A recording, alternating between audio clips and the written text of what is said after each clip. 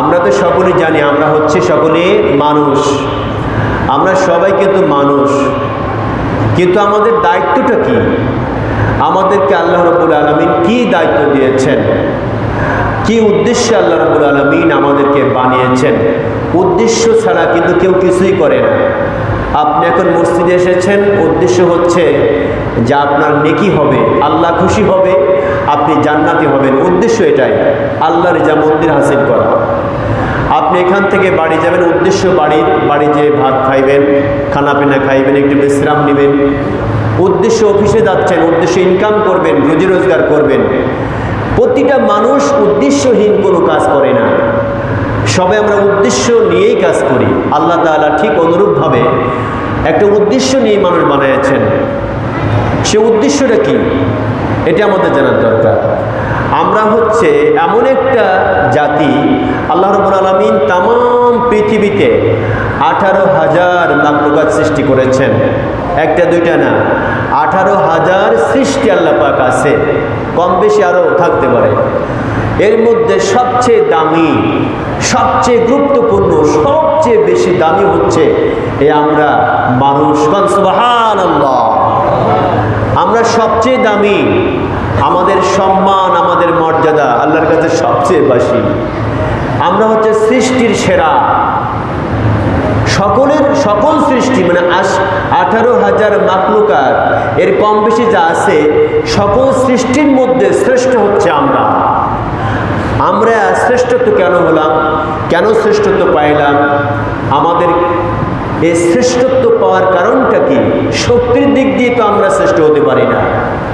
একটা গরু, সামান্য একটা গরুর গায়ে যে শক্তি, আমরা 10 জন মিলেও একটা গরু ধরে রাখতে পারি না।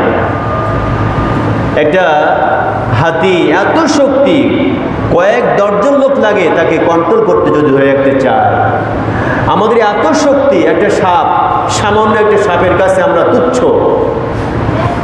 তো দেখা যায় শক্তির দিক দিয়ে আমরা শ্রেষ্ঠত্ব না।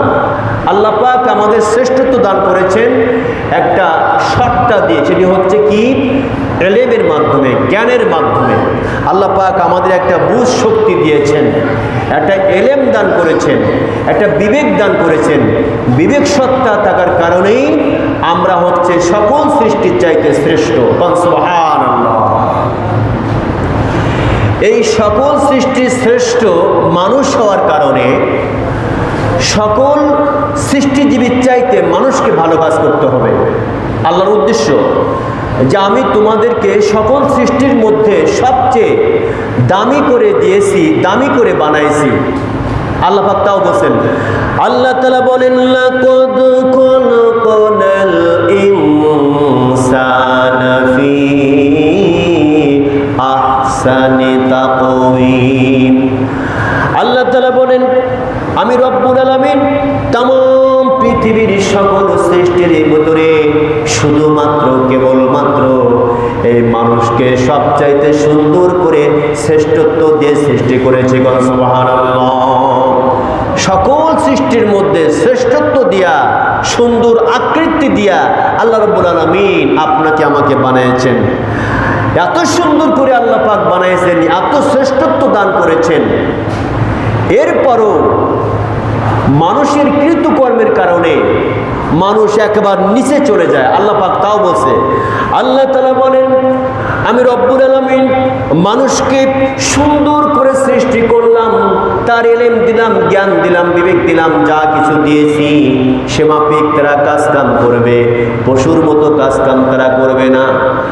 মানুষ হিসাবে সে তার পিতা মাতাকে খেদমত করবে, মানুষ হিসাবে প্রতিবেশীর সঙ্গে ভালো ব্যবহার করবে, এই মানুষ হিসাবে, সত্তা হিসাবে সে তার প্রতিবেশী, তার আত্মীয় স্বজনের সঙ্গে ভালো ব্যবহার করবে।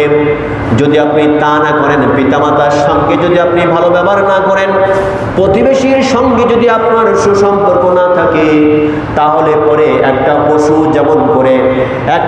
যেমন করে সে তার পিতাকে চেনে না, সে তার মাকে চেনে না, বড় হলে পরে মাকে আর কে বাবা সে তা চেনে না, এমন করে সে কে তার ভাই, কে তার বোন পশু যেমন করে চেনে না, যদি মানুষ এমন করে তার মা বাপকে না চেনে, তার ভাইকে না চেনে, বোনকে না চেনে, সকলকে যদি সে ত্যাগ করে দেয়, আল্লাহ রাব্বুল আলামিন বলছেন এই অবস্থা হওয়ার কারণে মানুষের অবনতি এমন ভাবে হবে।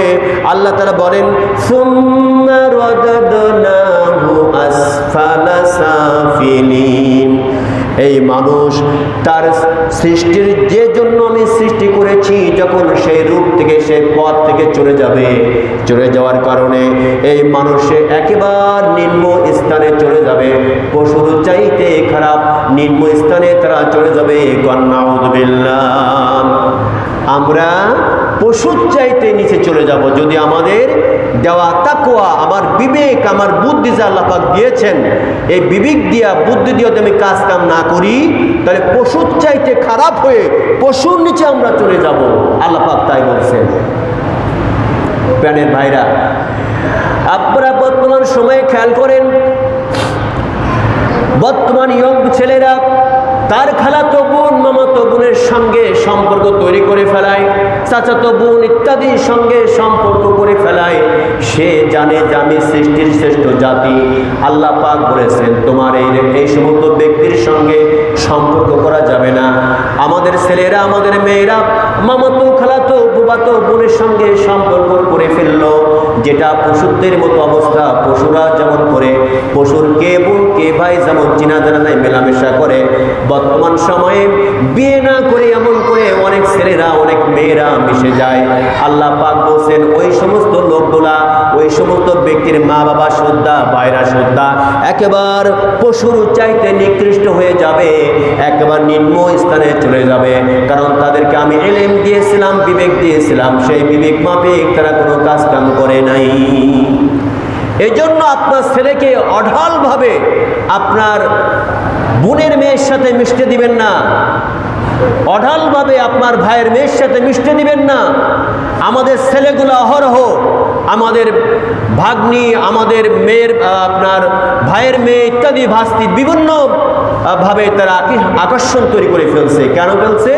ওই যে পশুত্ববোধ কাজ করতেছে, তাদের যে তাকওয়া ছিল আল্লাহর প্রতি সে ভুলে যাচ্ছে।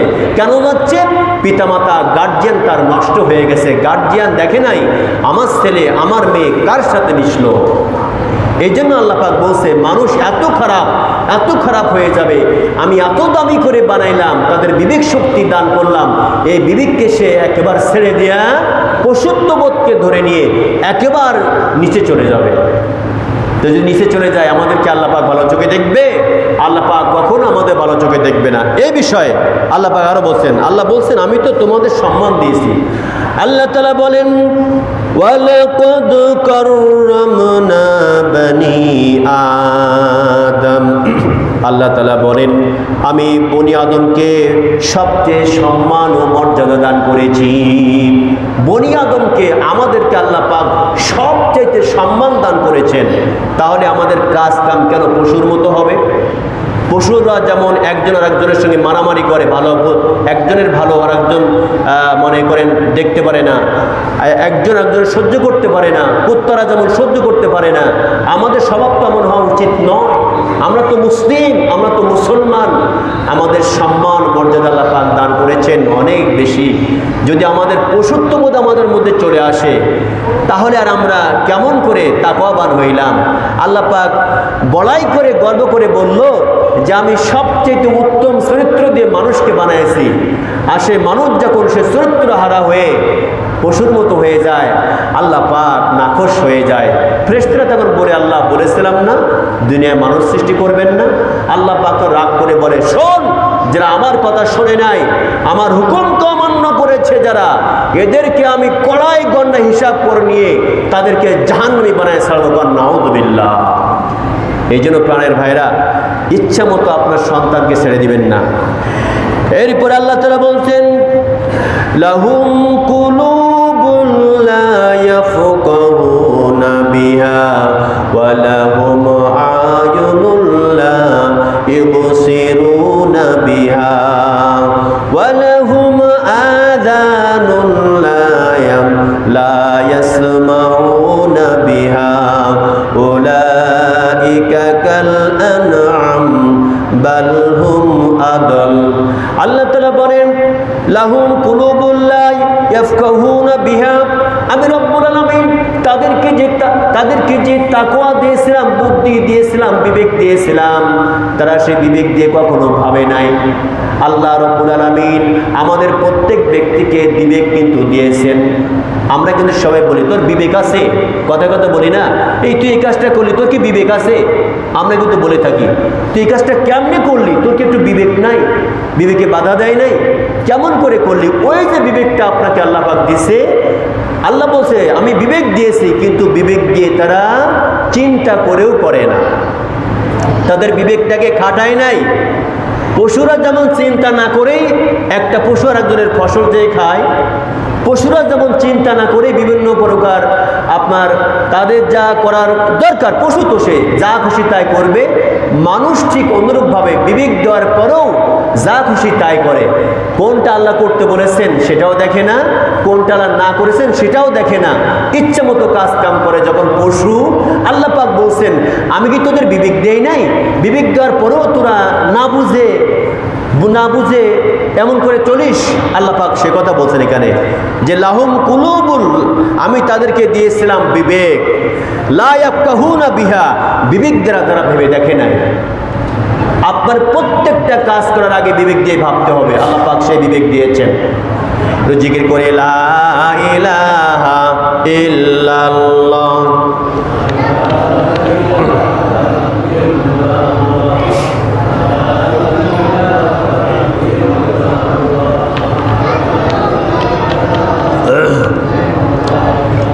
লা ইলাহা ইল্লাল্লাহ মুহাম্মাদুর রাসূলুল্লাহ। এজন্য আপনার প্রত্যেকটা কাজ করার সময় বিবেক দিয়ে ভাবতে হবে যে কাজটা আমি করতে পারবো কি পারবো না। এখন বিবেক দিয়ে আপনি ভেবে না কাজ করলে পরে আপনি পশু যেমন করে কোনো কিছু না চিন্তা করে কাজ করে, না ভেবেই কাজ করে। আপনি পশু দেখেছেন না, যেখানে সেখানে প্রস্রাব করে, যেখানে খায় সেখানে প্রস্রাব করে, পায়খানা করে, যেখানে ঘুমায় সেখানে প্রস্রাব করে, পায়খানা করে, কারণ তার বিবেক নাই। আল্লাহ পাক বিবেক দেন নাই। আপনাকে আল্লাহ পাক বিবেক দিয়েছেন, এই জন্য আপনি যা খুশি তা করতে পারবেন না। আবার আপনি হয়েছেন মুসলমান হলে পরে আর মানুষ যা খুশি তা করতে পারে না। সে যা করবে সব কিছু আল্লাহ তাআলার ইচ্ছায় তার করতে হবে। একটা গণ্ডির মধ্যে চলে আসছে, যেমন করে কোনো ব্যক্তির বিয়ে হলো, একটা মেয়ের বিয়ে হলো, বিয়ে করে আপনার বাড়িতে আসলো, আসার পরে সে মেয়ে সকালে ঘুম থেকে উঠলো 10টায়। আপনি তাকে বললেন যে তুমি সকাল ঘুম থেকে 10টায় উঠছো, আমি অফিসে যাব, আমার অফিসের ভাত পানি গোছাই দেবো না তুমি? সে কইল এমন তো কথা ছিল না বিয়ের সময় যে তোমার ভাত পানি গুছিয়ে দেওয়া লাগবে। অফিস থেকে দুপুরে বাসায় আসছে আবার ভাত খাওয়ার জন্য, এই বউ সেভাবে জামাইকে সে ওই দেখলো না। তার শ্বশুর শাশুড়ি যারা রয়েছে কাউকে খোঁজ খবর নিল না, তার ননদ ভাসুর যা আছে কোনো খোঁজ খবর নাই, সেখানে ঘুম আর ঘুম, খায় আর ঘুমায়। এই অবস্থা দেখার পরে ওই স্বামী তখন ডাক দিয়ে বলে, বাবা এই বউ তো আমাদের কথা শোনে না, আমাদের ইচ্ছে মতো চলে না, আমরা তাকে যে নিয়ে এসেছি আমাদের বাসায়, সে রান্না বান্না করবে, আমি যে তার জামাই, তার স্বামী, আমার শার্ট প্যান্টগুলো কেসে দিবে, আমি অফিস যাব ভাত পানি গুছিয়ে দিবে, এ তো সেগুলো করে না। তো বাবা তাহলে এক কাজ করা যাক, একে বাদ দিয়ে দেওয়া যায়। সিদ্ধান্ত আসতেছে এটাই। বউকে বললা পরে বউ বলতেছে না, আমি কিছুই করতে পারবো না, কারণ আমি যখন বিয়ে করেছিলাম আপনার সাথে আপনি বলেন নাই যে আপনার থালা বাটি মাজা লাগবে, আপনার জামা পরিষ্কার করা লাগবে, আপনার বাড়িতে কাজ কাম করতে হবে, আপনি একবার আমার বলেন নাই, সুতরাং আমি কিছুই করতে পারবো না। এই বেচারা, এই মেয়েটা শ্বশুর বাড়িতে বিয়ের পরে যে যখন কাজ কাম না করে, শ্বশুর বাড়িতে শ্বশুর শাশুড়ি স্বামী কেউ তারে যেমন ভালোবাসে না, সবাই তাকে ঘৃণা করে এবং তাকে বাদ দিতে চায়। আল্লাহ রাব্বুল আলামিন বলছে, বান্দা আমি তোমাকে সৃষ্টি করেছি, তুমি কালেমা পড়েছো, যখন কালেমা পড়ার সাথে সাথে আমার সমস্ত হুকুম আহকাম সব তোমাকে মানতে হবে, একটাও মানবো না বলে চললে আর তুমি আমার গণ্ডের মধ্যে থাকতে পারবে না, তখন তুমি আর আমার বান্দা নও। নবীজি বলবে, যখন তুমি কালেমা পড়েছো লা ইলাহা ইল্লাল্লাহ, কোনো মাবুদ নাই আল্লাহ ছাড়া, মুহাম্মদুর রাসূলুল্লাহ একমাত্র নেতা মুহাম্মদ সাল্লাল্লাহু আলাইহি ওয়াসাল্লাম, যখন বিশ্বাস করেছো, বলেছো আজ থেকে সমস্ত কাজ কাম করবা আল্লাহর হুকুমে, আর আমি নবী আমার তরিকায় যদি না করো তুমি আমার উম্মত নাই, এমন করে কিয়ামতের মাঠে নবীও আপনাকে দূর করে ঠেলে দিবে, আল্লাহ তাআলা দূর করে আপনাকে ঠেলে দিবে, যেমন করে আমরা বউটাকে দূর করে ঠেলে দিলাম। এই জন্য আমরা মনে করি আরে কোনো সমস্যা নাই, দুনিয়া যা খুশি তাই করব। অসম্ভব। আপনাকে দায়িত্ব দিয়ে আল্লাহ পাক দুনিয়ায় পাঠিয়েছেন, আপনার কঠিন জ্ঞান দিয়ে পাঠিয়ে দিয়েছেন। আল্লাহ তাআলা বলছেন, এই জন্য বান্দা যারা মুমিন হবে, যাদের অন্তর আমি দিয়েছি, চেতনা শক্তি দিয়েছি, বিবেক যাদেরকে দিয়েছি, এই মানুষগুলা যখন যে কাজ করবে বিবেক দিয়ে ভাববে যে আমি এই কাজটা করতে পারবো কিনা। মনে করেন একটা ভ্যান ড্রাইভার রাস্তায় চলে গেছে, রাস্তায় যাওয়ার পর ভ্যান চালক ভ্যান চালায়, একজন ব্যক্তি তার গাড়িতে উঠলো, 10 টাকার ভাড়া সে তার কাছে 25 টাকা নিল। এই ভ্যানওয়ালা ড্রাইভারের বিবেক ছিল না বলে তার কাছ থেকে বেশি নিয়েছে, এটা কোনো ঠিক হয় নাই। আবার রিক্সাওয়ালার ভাড়া হলো 50 টাকা, আপনি নেমে তাকে 20 টাকা হাতে ধরাই দিয়েছেন, এটাও আপনার বিবেক ঠিক কাজ করে নাই। এই বিবেকগুলো কোনোদিন আল্লাহর কাছে ভালো হবে না। এই জন্য বিবেক দিয়ে ভাবতে হবে আমি যা করতেছি এটা বিবেক ঠিক আছে কিনা, এটা আল্লাহ পাক খুশি আছে কিনা, আল্লাহ রাব্বুল আলামিন আমার করে খুশি আছে কিনা। অমন করে আমার ভাইরা, এই জমিনে আল্লাহ রাব্বুল আলামিন আপনাকে দায়িত্ব দিয়ে পাঠিয়েছেন। দায়িত্বগুলো কি? আল্লাহ তাআলা বলেন, কুনতুম খায়রা